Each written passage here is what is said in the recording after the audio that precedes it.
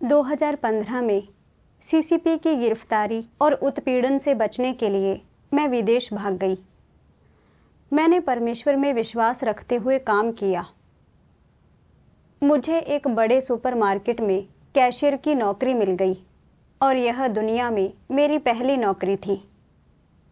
मैं इस नौकरी को संजोती थी और इसे अच्छे से करना चाहती थी, लेकिन चूंकि मेरे पास अनुभव की कमी थी, साथ ही यह तथ्य कि सुपरमार्केट में बहुत सी अलग अलग चीज़ें बिकती थीं और सारा संचार विदेशी भाषा में होता था, तो मैं इनमें से किसी की भी आदी नहीं थी। जब मैं धीमी पड़ती तो बॉस नाराज़ हो जाता और मुझे जल्दी करने को बोलता, लेकिन जब मैं तेज़ी से काम करती तो बड़ी आसानी से गलतियां करने लगती और बॉस मुझे लापरवाह होने के लिए डांटता। और जब हिसाब किताब गलत होता तो मुझे सही रकम वापस करनी पड़ती थी। इस तरह काम करते हुए मुझे हर दिन तनाव रहता था, यहाँ तक कि रात में मुझे रजिस्टर पर पैसे गिनने के सपने आते थे। उस दौरान मैं रोज़ बहुत दबाव महसूस करती थी और वास्तव में काम पर नहीं जाना चाहती थी। लेकिन फिर मैं सोचती कि विदेश में नौकरी पाना कितना मुश्किल है, और अगर मैंने यह नौकरी छोड़ दी तो दूसरी नौकरी ढूंढना कितना मुश्किल होगा। ऐसे हालात में मुझे बस सहते रहना होता था। एक दिन मैंने एक अनुभवी कैशियर से पूछा, इतने सारे ग्राहक हैं और इतना कुछ चल रहा है, तो मैं गलतियां करने से कैसे बच सकती हूँ? कैशियर मुझे देखकर मुस्कुराया और बोला, गलतियां तो होंगी ही, आखिर कौन गलतियां नहीं करता। मुख्य बात यह पता लगाना है कि समस्या कैसे हल की जाए। ज़रा सोचो, बॉस की पत्नी हर दिन व्यस्त रहती है, तो वह प्रत्येक लेन देन की जांच पड़ताल कैसे कर सकती है? जब तक कुल राशि सिस्टम से मेल खाती है तब तक सब ठीक रहता है। कभी कभी जब ग्राहक कुछ सामान खरीदते हैं तो मैं रसीद दिए बिना या उसे दर्ज किए बिना ही पैसे ले लेता हूँ। इस तरह मैं चुपचाप हिसाब किताब ठीक कर पाता हूँ और किसी को पता भी नहीं चलता, या फिर अंतर को थोड़ा कम कर सकता हूँ। मैं दंग रह गई। तो डांट खाने से बचने की तरकीब थी धोखा दो और खेल खेलो, और यह सब बस बॉस की पत्नी को बेवकूफ़ बनाने के लिए था। मैं इसे अपने दिल में स्वीकार नहीं कर पाई। मेरा परमेश्वर में विश्वास था और मुझे एक ईमानदार व्यक्ति बनना था। धोखाधड़ी और छल कपट से परमेश्वर घृणा करता है, इसलिए मैं ऐसा नहीं कर सकती। मुझे कर्तव्यनिष्ठ रहना था और अपना काम अच्छे से करना था। इसी तरह मुझे मानसिक शांति मिल पाती। भले ही मैं सावधान और कर्तव्यनिष्ठ थी, जब बहुत सारे ग्राहक होते थे और बहुत कुछ चल रहा होता था, तब भी गलतियां होना अपरिहार्य था। एक दिन बॉस ने मुझे फिर से चेतावनी दी, यदि तुमने एक और गलती की तो तुम्हें 3 गुना राशि वापस करनी होगी या तुम्हें यहाँ से निकाल दिया जाएगा। जब मैंने अपने बॉस को बिल्कुल निर्दयी होकर ये कठोर शब्द बोलते हुए सुना तो मैं तुरंत टूट गई। यदि मैंने जल्द ही कोई समाधान ना निकाला तो मुझे नौकरी से निकाल दिया जाएगा। इसलिए मैंने उसी तरह से काम करना शुरू कर दिया जैसे अधिक अनुभवी कैशियर करता था। जब मुझे खातों में विसंगतियां दिखाई देती तो मैं ग्राहकों द्वारा छोटी छोटी चीज़ें खरीदने पर रसीद जारी किए बिना ही पैसे ले लेती। इस तरह पैसे संतुलित हो जाते थे और कंप्यूटर सिस्टम में कोई रिकॉर्ड नहीं रहता था। और एक बार जब विसंगति काफ़ी हद तक ठीक हो जाती तो मैं कैश रजिस्टर रखने के सामान्य तौर तरीकों पर लौट आती। पहले तो मैं बहुत घबराई और डरी हुई थी कि कहीं किसी को पता न चल जाए, क्योंकि आखिरकार कैश रजिस्टर निगरानी कैमरों के ठीक नीचे था। इसलिए अगर कोई फुटेज देख रहा हो तो वह मेरी हर हरकत साफ साफ देख सकता था। कभी कभी मेरा बॉस आकर पूछता, तुमने उस ग्राहक के लिए रसीद क्यों नहीं जारी की? और मैं तुरंत बेपरवाही से कह देती, उन्होंने कहा कि यह तो छोटी सी राशि है, इसलिए उन्हें रसीद नहीं चाहिए, और मैं बस भूल गई। यह सुनने के बाद बॉस आगे कुछ नहीं बोलता था। इस तरह विसंगतियां सटीक तरीके से छिपाई जाती रहीं। लेकिन कुछ भी हो, मैं फिर भी इससे खुश नहीं थी। जब मैं घर पहुंचती थी तो अपने बिस्तर पर डह जाती थी। सोचती थी कि मैं परमेश्वर में विश्वास रखती हूँ, मुझे सच बोलना चाहिए और ईमानदार व्यक्ति होना चाहिए। लेकिन मैंने कभी नहीं सोचा था कि स्वार्थ के आगे मैं इतनी आसानी से बिखर जाऊंगी। मुझे कुछ हद तक अपराध बोध हुआ और मेरी अंतरात्मा बेचैन थी। लेकिन फिर मैंने सोचा, मैं यह केवल इसलिए करती हूँ क्योंकि मेरे पास कोई विकल्प नहीं है। मुझे अपनी नौकरी बचानी है। इसलिए मैंने खुद को तसल्ली देने के लिए इस बहाने का इस्तेमाल किया। अचरज यह कि अगले कुछ दिनों में मेरे साथ कुछ अप्रत्याशित चीज़ें घटित हो गईं। कुछ ग्राहकों ने वस्तुओं पर मूल्य टैग भी बदल दिए, और चूंकि कुछ वस्तुओं पर बारकोड नहीं थे और मैं कुछ उपकरण नहीं पहचानती थी, $55 की वस्तु $5 में बिक गई।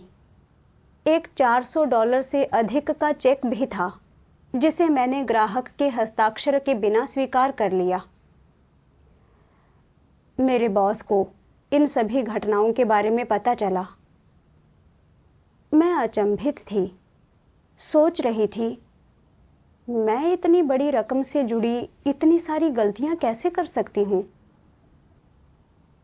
इनके बारे में सुनकर मेरे बॉस ने सख्ती से कहा, तुम्हारा काम खत्म। मैं बाद में निगरानी फुटेज देखूंगा कि तुमने ये गलतियां कैसे की। अगर पैसे वापस ना आए तो तुम्हें इसे 3 गुना करके चुकाना होगा। मुझे उस समय लगा कि मेरा खेल खत्म हो गया।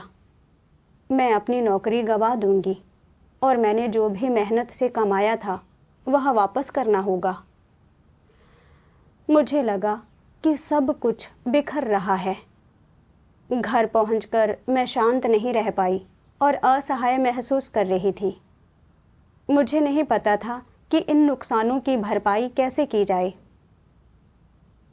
लेकिन मुझे एहसास हुआ कि इन हालात में परमेश्वर का इरादा शामिल था। इसलिए मैंने परमेश्वर के सामने आकर प्रार्थना की, परमेश्वर से मेरा मार्गदर्शन करने और उसके इरादे समझने के लिए मुझे प्रबुद्ध करने को कहा, ताकि मैं जान सकूं कि उचित तरीके से कैसे व्यवहार करना है। प्रार्थना के बाद मैंने परमेश्वर के वचनों का एक अंश पढ़ा। सर्वशक्तिमान परमेश्वर कहता है, तुम लोगों को पता होना चाहिए कि परमेश्वर उन लोगों को पसंद करता है जो ईमानदार हैं। परमेश्वर के पास निष्ठा का सार है, अतः उसके वचनों पर हमेशा भरोसा किया जा सकता है। इसके अतिरिक्त उसके क्रियाकलाप दोष रहित और निर्विवाद हैं। यही कारण है कि परमेश्वर उन लोगों को पसंद करता है जो उसके साथ पूरी तरह से ईमानदार होते हैं। ईमानदारी का अर्थ है अपना हृदय परमेश्वर को अर्पित करना, किसी भी बात में परमेश्वर के प्रति झूठा न होना, हर बात में उसके साथ खुलापन रखना, कभी तथ्यों को न छुपाना, अपने से ऊपर वाले लोगों को कभी भी धोखा देने की कोशिश न करना और अपने से नीचे वालों से चीज़ें न छिपाना और ऐसी चीज़ें न करना जो मात्र परमेश्वर की चापलूसी करने की कोशिशें हों। संक्षेप में, ईमानदार होने का अर्थ है अपने क्रियाकलापों और शब्दों में शुद्ध होना, न तो परमेश्वर को और न ही इंसान को धोखा देना। हाँ, परमेश्वर का सार पवित्र और भरोसेमंद है और वह सच्चाई से बोलता है। परमेश्वर ईमानदार लोगों से प्यार करता है। वह हमें बताता है कि केवल ईमानदार लोग बनकर ही हम बचाए जा सकते हैं और स्वर्ग के राज्य में प्रवेश कर सकते हैं। एक ईसाई के रूप में मुझे परमेश्वर के वचनों के अनुसार एक ईमानदार व्यक्ति होने का अभ्यास करना चाहिए। सभी चीज़ों में परमेश्वर की जांच पड़ताल को स्वीकार करना चाहिए और सच को सच बोलना चाहिए और कभी भी धोखेबाज नहीं होना चाहिए। दूसरों के साथ संवाद और काम करते समय मुझे भरोसेमंद होने की कोशिश करनी चाहिए ताकि दूसरे सुरक्षित महसूस करें और मुझ पर भरोसा कर सकें। इस तरह से जीने से गरिमा आती है और यह परमेश्वर के इरादों के अनुरूप है।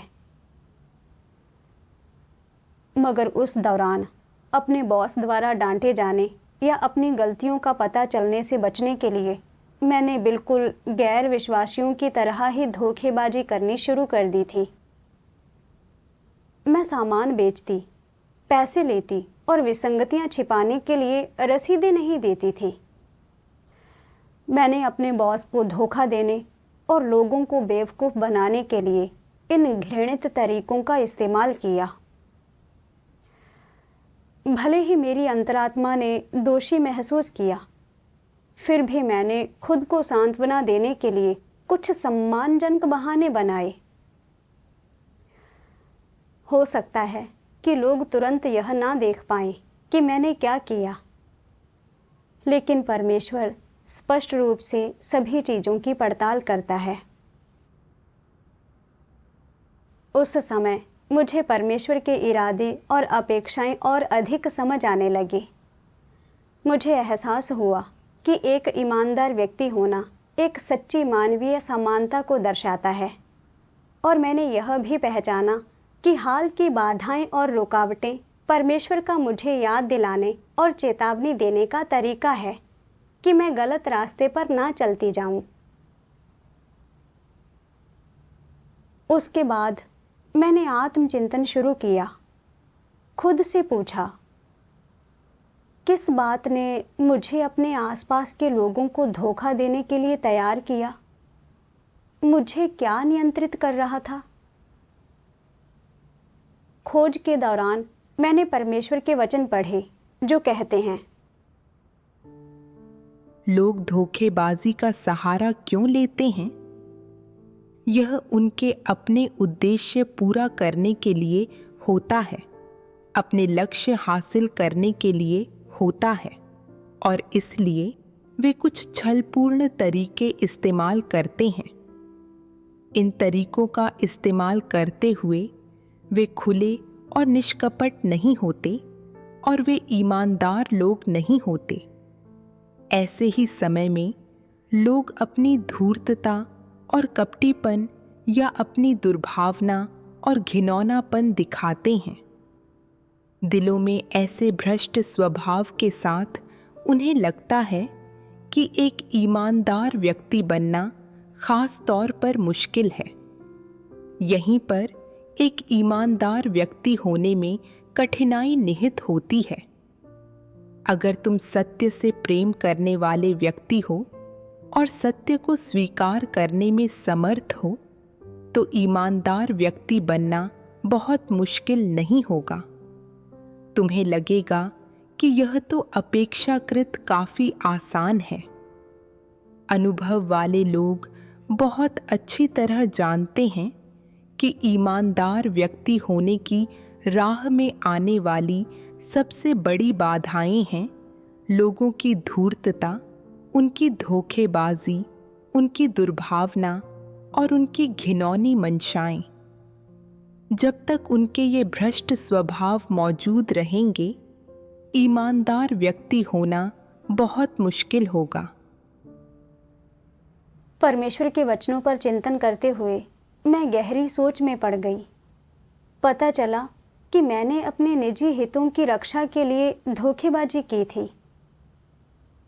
जब पैसे और आत्मसम्मान में नुकसान झेलना पड़ा और यहाँ तक कि अपनी नौकरी खोने का जोखिम भी आया, तो मैंने धोखेबाजी और कपट से काम लेना शुरू कर दिया और यहाँ तक कि अपनी गलतियाँ छिपाने के लिए दूसरों के हितों को नुकसान पहुँचाया।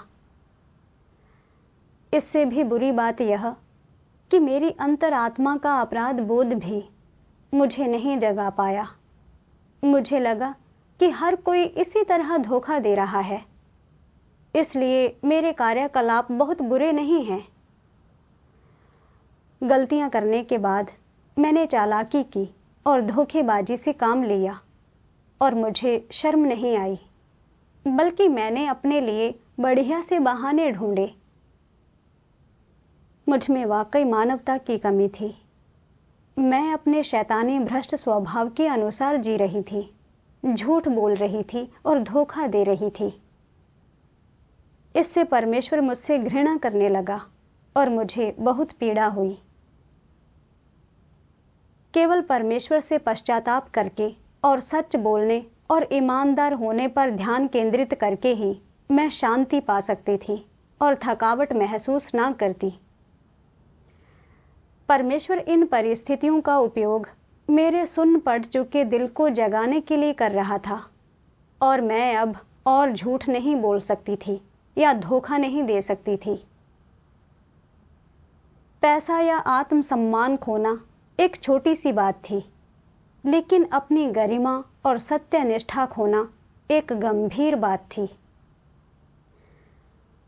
इसे ध्यान में रखकर मैंने जिम्मेदारी लेने और उस महीने के अपने वेतन का उपयोग इन नुकसानों की भरपाई के लिए करने का फैसला किया। अप्रत्याशित रूप से सुपरमार्केट के दूसरे कर्मचारियों ने निगरानी फुटेज देखकर उस व्यक्ति को पहचान लिया जिसने चेक पर हस्ताक्षर नहीं किए थे और उसका पता लगाने का एक तरीका खोजा। मेरे द्वारा गलत तरीके से बेचे गए उपकरणों के बारे में बॉस की पत्नी ने कहा कि ग्राहकों की भी जिम्मेदारी है और चूंकि मैं छोटी थी, इसलिए मुझसे कुछ उपकरण पहचानने की उम्मीद नहीं की जा सकती थी। इसलिए मुझे केवल आधी राशि चुकाने को कहा गया। ये मुद्दे आसानी से हल हो गए। मुझे पता था कि यह परमेश्वर ही था जो मेरी मदद के लिए मेरे आसपास लोगों, घटनाओं और चीज़ों को आयोजित और व्यवस्थित कर रहा था। मैंने परमेश्वर को दिल से धन्यवाद दिया और उसकी स्तुति की और ईमानदार व्यक्ति होने में मेरी आस्था मजबूत हो गई। एक रात खातों की जांच करते समय मैंने पाया कि मेरे पास $8 कम थे। मैंने सोचा, क्या मैंने कल रात बहुत अधिक ऊपरी पैसे डाल लिए होंगे? नहीं। क्या ऐसा हो सकता है कि कुछ कूपन गिने नहीं गए? नहीं। क्या खातों में कोई गलती है? नहीं। मैंने हर कोण से इस बारे में सोचा, लेकिन फिर भी यह पता नहीं लगा सकी कि गलती कहाँ थी। मुझ में व्याकुलता की लहर उठी। मुझे ख्याल आया कि किस तरह अगले दिन मुझे बॉस की पत्नी डांटेगी और मैं संतप्त और व्याकुल महसूस कर रही थी। मेरे बॉस ने कहा था कि अगर मैंने एक और गलती की तो मुझे नौकरी से निकाल दिया जाएगा, और अब चूंकि मैंने एक और गलती कर दी थी, इसलिए मुझे यकीन नहीं था कि मैं अपनी नौकरी बचा पाऊंगी। लेकिन फिर मैंने सोचा, बॉस की पत्नी आम तौर पर हर 2-3 दिन में ही खातों की जांच करती है, तो शायद वह आज जांच ना करे। कल मैं पैसे की भरपाई करने का कोई अवसर ढूंढ सकती हूँ। इस तरह मुझे डांट नहीं पड़ेगी या मेरी नौकरी नहीं जाएगी। लेकिन जब मैंने सोचा कि कैसे मैंने परमेश्वर के सामने सच बोलने और ईमानदार होने का संकल्प लिया था, तो मुझे थोड़ा अपराध बोध हुआ। जब मैं घर पहुंची तो मैंने एक बार फिर परमेश्वर से अपनी कठिनाइयों के बारे में प्रार्थना की। परमेश्वर से फिर अपना मार्गदर्शन करने और आगे बढ़ने का रास्ता दिखाने को कहा। प्रार्थना के बाद मैंने पढ़ा कि परमेश्वर के वचन कहते हैं, जब लोग इस दुनिया में शैतान के प्रभाव में जीते हैं, उसकी ताकत से शासित और नियंत्रित होते हैं, तो उनके लिए ईमानदार होना नामुमकिन हो जाता है। वे सिर्फ और ज्यादा धोखेबाज बन सकते हैं। इस भ्रष्ट मानव जाति के बीच जीते हुए एक ईमानदार व्यक्ति होने में वास्तव में बहुत सी मुश्किलें होती हैं। साथ ही अविश्वासियों, दानव राजाओं और जीते जागते राक्षसों द्वारा मजाक उड़ाया जाता है, बदनाम किया जाता है, आलोचना की जाती है और बहिष्कृत किया और खदेड़ा तक जाता है। तो क्या इस दुनिया में ईमानदार व्यक्ति बनकर जीवित रहना संभव है? क्या इस दुनिया में हमारे लिए जीवित रहने की कोई गुंजाइश है? हाँ, है। हम यकीनन जीवित रह सकते हैं। परमेश्वर ने हमें पूर्व नियत किया और चुना है, और वह निश्चित रूप से हमारे लिए एक रास्ता खोल देता है। हम पूरी तरह परमेश्वर के मार्गदर्शन के तहत उसमें विश्वास और उसका अनुसरण करते हैं, और हम पूरी तरह से उसकी दी हुई सांस और जीवन के द्वारा जीते हैं। चूंकि हमने परमेश्वर के वचनों का सत्य स्वीकार कर लिया है, इसलिए हमारे पास इस बात के नए नियम हैं कि हम कैसे जिएं, और हमारे पास अपने जीवन के लिए नए लक्ष्य हैं। हमारे जीवन की बुनियादें बदल चुकी हैं। सिर्फ सत्य हासिल करने और बचाए जाने की खातिर हमने जीने का नया तरीका और आचरण का नया तरीका अपना लिया है। यानी हमने जीने का एक नया तरीका अपना लिया है। हम अपने कर्तव्य अच्छे ढंग से निभाने और परमेश्वर को संतुष्ट करने के लिए जीते हैं। इसका इन बातों से बिल्कुल भी लेना देना नहीं है कि हम क्या खाते हैं, क्या पहनते हैं और कहाँ रहते हैं। यही वह चीज़ है जिसकी ज़रूरत हमारे दिलों को है। योग्यता, बौद्धिक स्तर और संकल्प शक्ति में भिन्नताओं के बावजूद भाग्य के सामने सभी लोग एक समान हैं, जो महान और तुच्छ, ऊंचे और नीचे तथा उत्कृष्ट और निकृष्ट के बीच कोई भेद नहीं करता।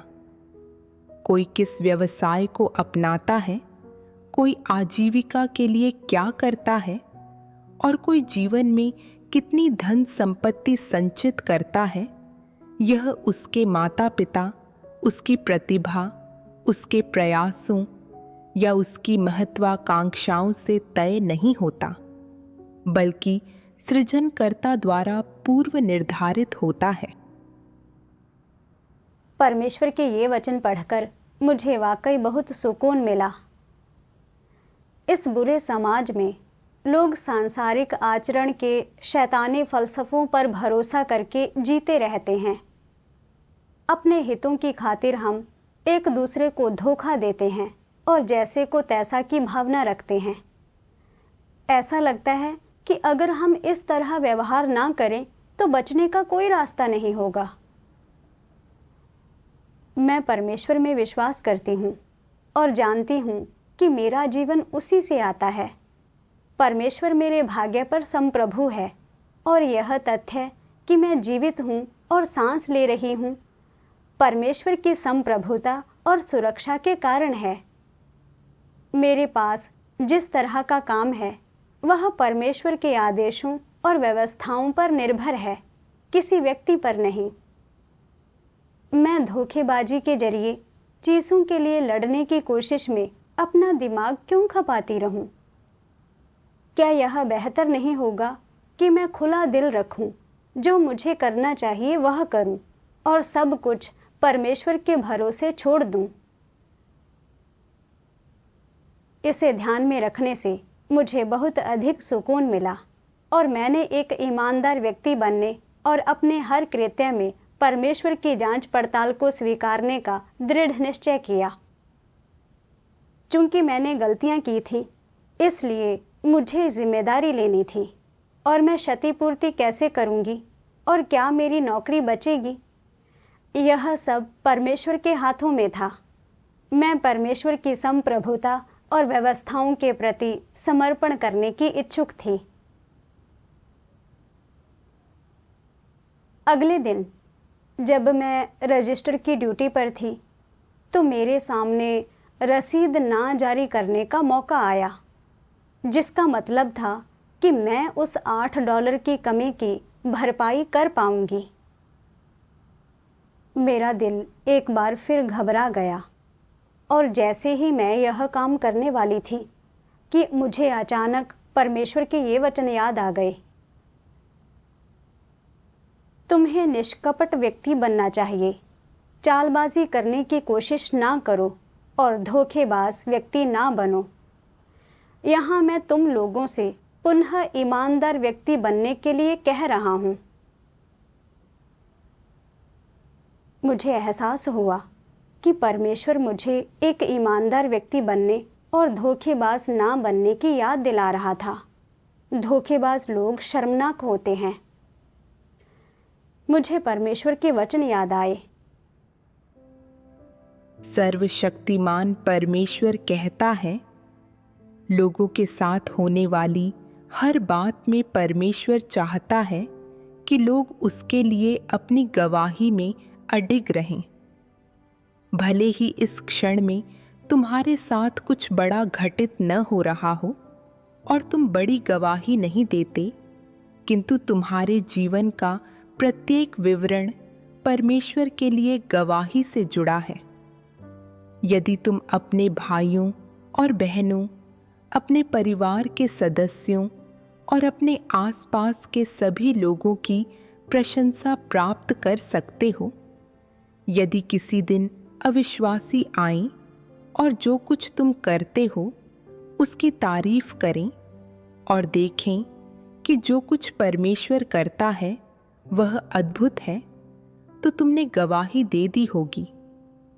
यद्यपि तुम्हारे पास कोई अंतर्दृष्टि नहीं है और तुम्हारी क्षमता कमज़ोर है, फिर भी परमेश्वर द्वारा तुम्हारी पूर्णता के माध्यम से तुम उसे संतुष्ट करने और उसके इरादों के प्रति विचारशील होने में समर्थ हो जाते हो और दूसरों को दर्शाते हो कि सबसे कमज़ोर क्षमता के लोगों में उसने कितना महान कार्य किया है।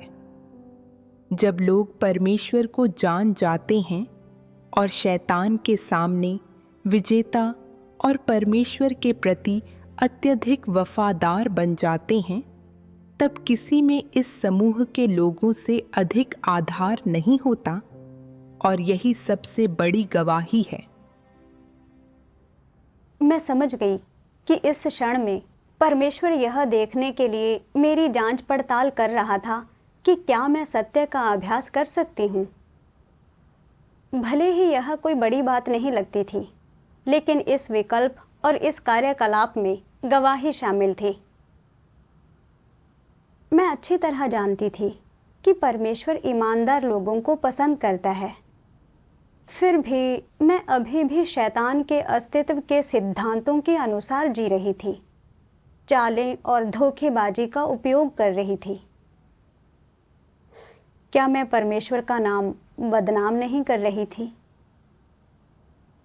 भले ही मैं कोई बड़ी गवाही ना दे पाती, लेकिन मुझे रोज़मर्रा की ज़िंदगी में आने वाले छोटे मोटे मामलों में सत्य का अभ्यास करना था। परमेश्वर के इरादे समझने के बाद मैंने दृढ़ संकल्प लिया कि चाहे कोई भी परिस्थिति क्यों ना हो, मैं ईमानदार इंसान बनूंगी और परमेश्वर को संतुष्ट करूंगी। उसके बाद मैंने यह सोचना बंद कर दिया कि $8 की कमी कैसे पूरी की जाए और लगन से काम करना शुरू कर दिया। दिन ऐसे ही बीत गया और जब शाम को हिसाब किताब मिलाने का समय आया तो मैंने चुपचाप परमेश्वर से प्रार्थना की और पैसे गंवाने की संभावना के लिए खुद को तैयार कर लिया। प्रार्थना के बाद मैंने पैसे गिनने शुरू किए और आश्चर्य की बात यह कि राशि बिल्कुल सही थी। मैं हैरान थी। पिछली रात मेरे पास निश्चित रूप से $8 कम थे, तो अब कुल राशि बिल्कुल सही कैसे हो सकती है? मैंने इसे कई बार और गिना और इसमें कोई संदेह नहीं था, राशि बिल्कुल सही थी। मैं परमेश्वर के प्रति बहुत आभारी थी और राहत महसूस कर रही थी कि मैंने धोखे का सहारा नहीं लिया। परमेश्वर के वचनों के अनुसार एक ईमानदार व्यक्ति होने का अभ्यास करने के लिए मेरे दिल में सुकून महसूस हुआ। उसके बाद से चाहे काम पर कोई भी समस्या क्यों ना आए या मुझे किसी चीज़ की जिम्मेदारी लेने की ज़रूरत क्यों ना पड़े, मैं उन्हें हल करने के लिए अपने बॉस से सक्रिय रूप से संवाद करने लगी। मेरे बॉस और सहकर्मियों ने काम में मेहनती और जिम्मेदार होने के लिए मेरी प्रशंसा की और कुछ महीने बाद मेरे बॉस ने मेरी वेतन वृद्धि कर दी। बाद में मैंने अपने बॉस से पूछा कि क्या मैं अपने काम के घंटे कम कर सकती हूँ, और मुझे आश्चर्य हुआ कि मेरे बॉस, जो आमतौर पर कर्मचारियों के साथ सख्त रहते थे, खुशी खुशी मेरी मदद करने के लिए तैयार हो गए। एक दिन मैंने अनजाने में एक कैशियर और दूसरे कर्मचारी के बीच बातचीत सुन ली। कैशियर ने कहा, बॉस बहुत पक्षपाती है। वह मेरेडिथ के साथ बहुत नरम है। उसका वेतन बढ़ाता है, उसके घंटे कम करता है और यहाँ तक कि उसे अपने शेड्यूल में बदलाव करने देता है। वह मेरे किए गए किसी भी अनुरोध को अस्वीकार कर देता है। कर्मचारी ने जवाब दिया, अच्छा, कौन ऐसे व्यक्ति के साथ काम नहीं करना चाहेगा जो ईमानदार, दृढ़ निश्चयी हो और जो दूसरों को सहज महसूस कराता हो?